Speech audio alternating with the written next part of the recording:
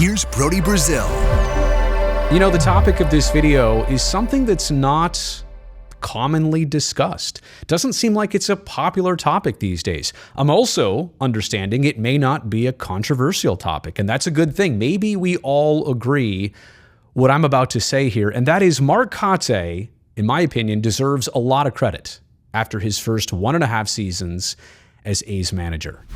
And that's all things considered of where this franchise has been the last couple years, where they're projected to go, some of their struggles. I mean, that is a big picture look at the Oakland A's. If we're just narrowing in on Mark Kotsay, what he can influence, what he can impact, what he can impart on his players, I think all of that has actually gone quite well, considering the circumstances we're about to get into here. And just looking at 2022 and 2023 so far, these are his first 2 seasons managing any baseball team at any level. Like, he and I had that joke before he took over officially in 2022 that he said he had managed a travel ball team before at some point. Yeah, well, this is totally different, obviously, at the big leagues, but there's no question his qualifications as former player for so many years, as MLB coach for so many years, and now taking over as manager of a team that he played for, truly in a lot of ways felt like the right and perfect fit at the time. But I understand outsiders will say, well, look at the A's record last year, 60-102. That was their second 100-loss season in Oakland history and their second worst record in Oakland history. And yes, right now, one of the most brutal campaigns in Major League history, the 120-plus loss pace, depending on when you're watching this. Maybe it's a little bit more, maybe it's a little bit less, but it's the second worst record on pace in modern Major League Baseball history. But how much of that can you pin on the manager? Is anybody pinning on the manager? Like I said, the reason I think not too many people are even bringing him or this up is because we're all in agreement here.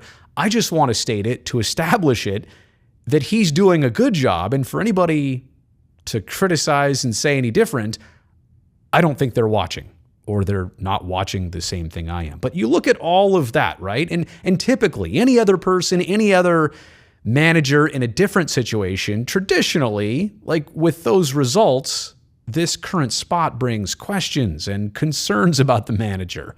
Person's on the hot seat, so is the entire coaching staff. There's rumors about change, speculation. What will they do next? How many more games will he last? Awkwardness because of all of those rumors, speculations, questions, and concerns. And yeah, frustrations. Like, you lose that much. I know it seems like you can acclimate to it or not get used to it. I don't think anybody ever could or should at the big league level, but it's not what players, coaches, and managers are used to. They've been successful at every single level to some degree, and now to be having one of the worst seasons ever in Major League Baseball history, some frustrations are inevitable. Don't tell me that anybody is giving up, because that's definitely not the case. That is not in anybody's DNA on the A's, or Mark Kotsay specifically. You think about what he has been dealing with. A baseball team that totally got overhauled before his very first game. Remember the timeline here, in a sense that Bob Melvin, I say left the A's for San Diego, but Bob Melvin was not going to get renewed contractually after he had one more year left, so the A's let him explore other options.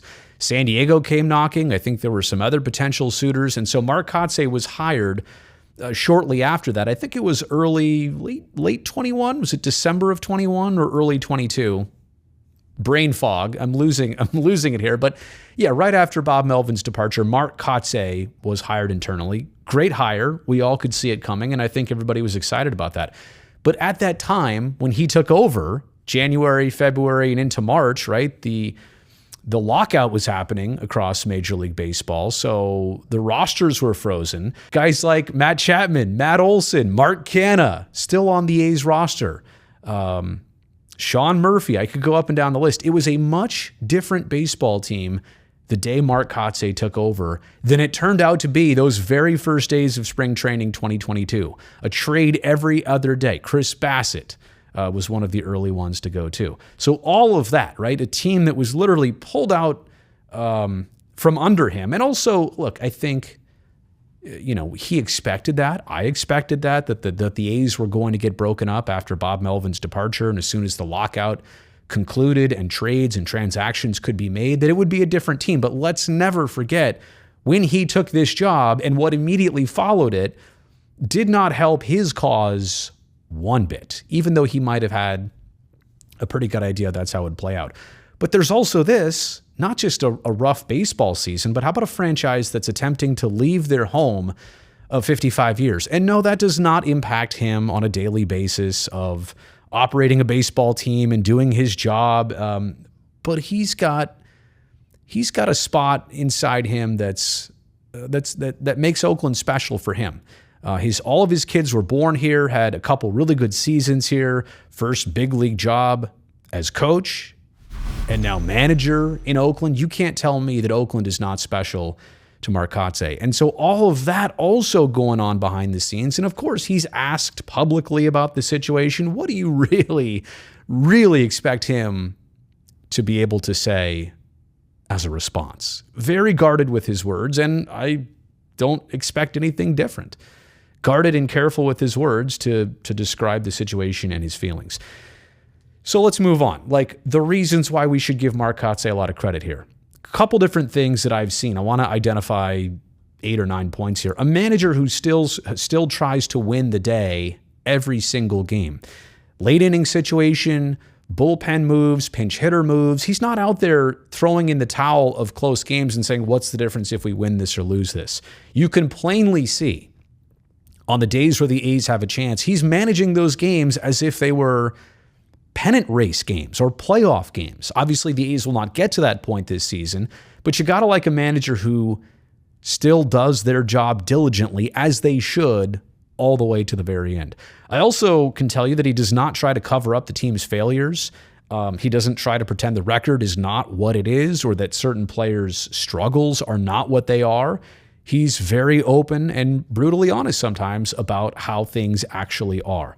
I would also say that he's not overwhelmed by his frustrations. Now, let me be honest. I covered Mark Kotsay as a player back in the day, and he was one of the more serious and straightforward, and I don't want to say high-tempered or hot-tempered, but like, you could see that he was very straightforward, ready to win every single day. Guys like he and Jason Kendall had that way about them. All that considered, here he is in a situation where it's struggle after struggle after struggle, and I don't think he's ever really shown a situation where he has been overwhelmed by the obvious frustrations that a lot of us would have, and I give him credit for that. He still operates respectively after losses and bad games, and even the perfect game against. He talked about what his team could have done better and maybe how they were a contributing factor to the perfect game that Domingo Germán threw. But again, times after games, and you've lost 6 and 7 in a row, it's easy to get frustrated and lose your cool and lose your temper and lose your perspective. He has not done that. He has composed himself very well. I would also say that he appears to still be proud to represent the logo and the hat and the name on his chest. Again, I don't think any of that is a surprise. And that's why a lot of the reasons why I'm bringing this up, I thought he was the perfect fit to be the A's manager, because he's somebody who's already been there, done that in this franchise, truly understands maybe some of the rough points and some of the struggles. He also never buries players in quotes. Like I said, there's a lot of A's this year having subpar seasons or struggling with something here and there, and in other sports and with other baseball teams even. A manager or a head coach, they might say something to the media to push that player's buttons, to try and get a message across, to try and spark something with words. Mark Kotsay does not seem like that type at all, and I think that's highly admirable considering how easily he could be that this year. I would also say that he's trying to promote individual growth. Obviously, wins and losses at this point, I would say, what is the difference?